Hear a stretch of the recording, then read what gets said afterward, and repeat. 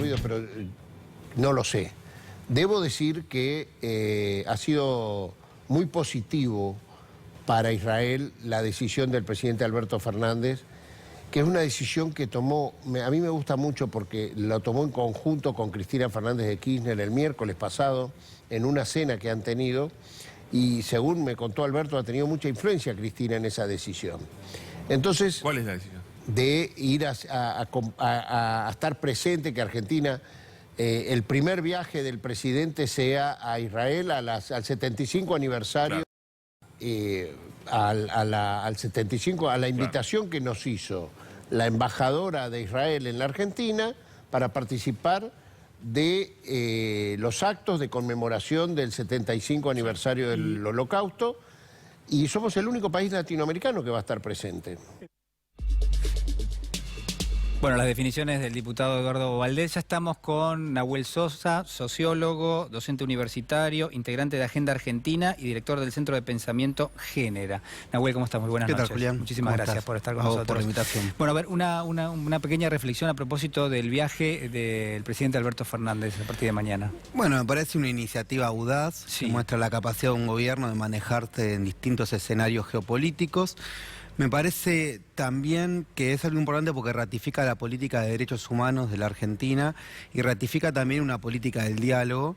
Y creo también que es importante tener en cuenta que desmitifica algo que durante 4 años Cambiemos insistía con esta idea de que Argentina estaba aislada del mundo, ¿no? Mientras Cambiemos decía que Argentina estaba aislada del mundo, en nombre de una globalización y en nombre de una apertura, lo que hacía era aislarnos más, porque, por ejemplo, han desmantelado mecanismos como la UNASUR. Entonces, nos encontramos con un país que, lejos de haber estado más incluido en estos 4 años en materia geopolítica, quedó absolutamente vinculado a una sola tendencia, una tendencia muy agresiva. Entonces, me parece que en este sentido, este viaje viene a dar la vuelta a esa etapa y vuelve a recuperar en materia política internacional, algo que siempre ha tenido nuestro país, que es esta capacidad de poder moverse en distintos escenarios y en distintas situaciones. Digo, porque uno tiene que ver este viaje como un correlato. Bien lo decía recién Eduardo, o sea, es el viaje a Israel, después es el viaje ahí con el Papa Francisco. Entonces me parece que esto tiene un significado porque también nos muestra como un país muy activo en la región. ¿Qué pasa con la relación junto al Papa Francisco? Digo, ¿puede él ser alguien que facilite el acceso hacia una negociación con el Fondo Monetario, que sea el propio Fondo Monetario el que le ofrezca a la Argentina alguna salida, creo yo, un poquito más fácil de la que por lo menos hasta ahora se avisora? ¿Puede pasar? Sí, totalmente. Me parece que el Papa ha mostrado una capacidad en poder mediar y sobre todo entre una mirada muy enfocada a los más humildes o a los últimos de las filas o a los países que están en una relación de desigualdad a la hora de establecer una negociación, porque me parece que también lo que se puede mostrar con este tipo de giras es que Argentina puede defender sus intereses con soberanía, dialogando con todos los sectores políticos. Eso me parece que es un claro mensaje. En el caso del Papa que vos mencionabas, el Papa hoy es yo creo que una de las figuras más importantes en el tablero mundial y que ha tenido una de las críticas más importantes hacia el capitalismo, si se quiere, más especulativo, donde incluso ha sido inspiración de muchos movimientos sociales, tanto en América Latina como en otras partes del mundo.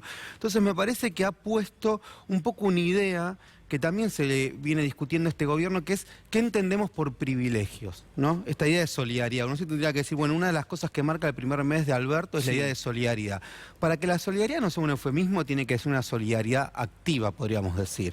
Y me parece que esto es importante porque el neoliberalismo, este capitalismo voraz, que incluso el Papa en el Laudato Si, que es la idea de la casa común, ha planteado desde una mirada muy crítica, antes de ser un proyecto económico es un proyecto cultural.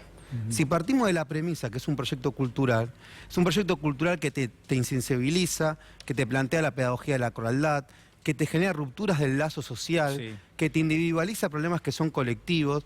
Entonces a mí me hace acordar un poco una frase de Charly García que dice en su disco La máquina de ser feliz, que dice: la felicidad no existe en soledad, ¿no? Entonces me parece que parte de discutir este neoliberalismo que una élite nos quiso inculcar durante estos 4 años es volver a recuperar el lazo social, es volver a recuperar la idea de la causa, de la causa y de la casa común. Me parece que en ese sentido el Papa sin duda es una inspiración que puede ir para esa perspectiva. En ese sentido, recién hacías mención de este balance, digamos, Sí. tiene como idea central la solidaridad. ¿Qué otros elementos uno puede rescatar de estos días que han pasado del mandato de Alberto Fernández? Bueno, me parece que sin dudas, a ver, si nos ponemos en el campo de las medidas, uno Sí. dice medidas ya se hacen, precios cuidados, congelamiento de tarifas, doble indemnización, es decir, me parece que está claro como un conjunto de medidas para beneficiar a los sectores que han sido más maltratados por las políticas de ajuste de estos 4 años. Pero me parece que hay un concepto que es interesante. Uno es la idea de solidaridad, que lo mencionábamos recién. El segundo es la idea de posgrieta, o de desengrietar, que lo asocio con la idea del acuerdo social. Y me parece que esto es importante, porque la idea es marcar que lo que divide a la Argentina no es la grieta, o por lo menos no es la grieta en términos que propone Cambiemos, sino que lo que divide a la Argentina es la desigualdad. Una desigualdad que es tanto en el campo económico, pero también una desigualdad en el reconocimiento, en la injusticia simbólica que plantea ciudadanos de primera y ciudadanos de segunda. Entonces esto me parece muy importante, porque uno ve un sector de la oposición, no toda, pero que está, desde el primer día que asumió el gobierno de Alberto y Cristina, que está permanentemente en una política de querer radicalizar o profundizar la grieta.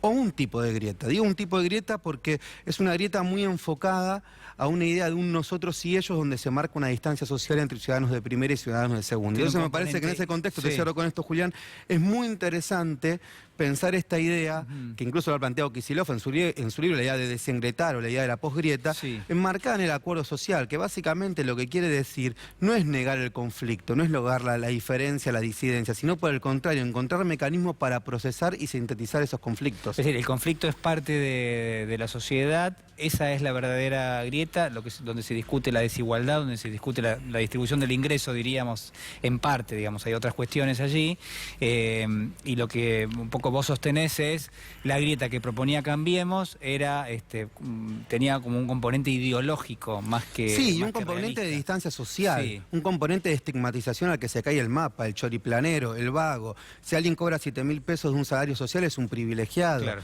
No eso, el único, el Sí. establishment fue el que se privilegió durante 4 años haciendo un negocio fenomenal con el Estado. Lo que a mí me parece importante es, a ver, pensémoslo de la siguiente manera. El neoliberalismo te niega el conflicto en nombre del diálogo, ¿sí? Y hace que cualquiera que reclama se lo pone desde el punto de vista como el anormal porque no quiere vivir según las políticas del mercado. Paradójicamente, mientras te niega el conflicto en nombre del diálogo, construye políticas de ajuste que reproducen el conflicto social. Por eso creo que cuando yo te decía, la premisa es que el neoliberalismo es un proyecto cultural, entonces hay que discutir en esos términos. De la misma manera que en nombre de las repúblicas te justifican que se volteen democracias, como pasó en el caso de Bolivia.